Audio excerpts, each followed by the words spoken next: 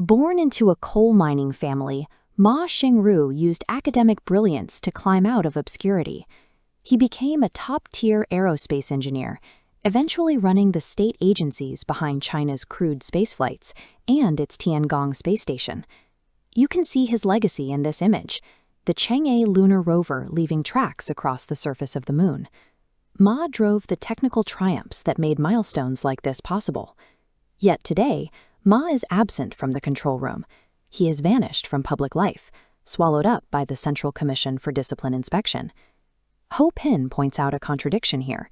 In almost any other government, a man with this resume is celebrated as a generational talent. In Beijing, he is currently a target for investigation. He transitioned from space commander to political prisoner practically overnight.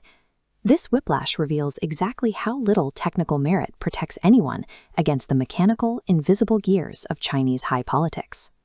The government has provided zero transparent reasons for his downfall. In the absence of facts, a massive rumor mill immediately fills the void. Speculation fractured across the map. Some blame aerospace infighting.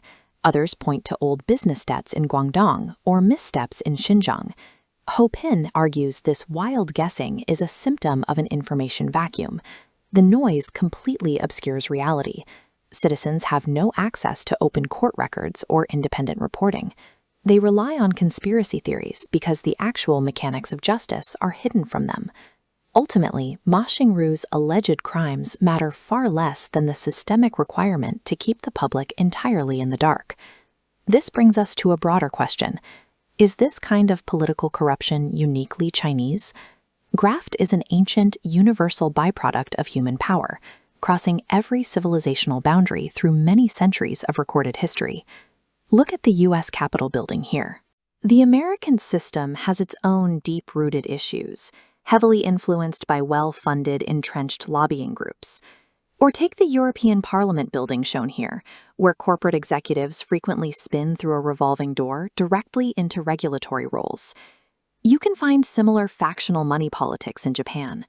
Democratic systems often formalize these exchanges through lobbying and revolving doors, giving corruption a legal, outward-facing structure. The difference between nations lies in their structural mechanisms, whether a system has the tools to make corruption visible, track it, and hold officials accountable.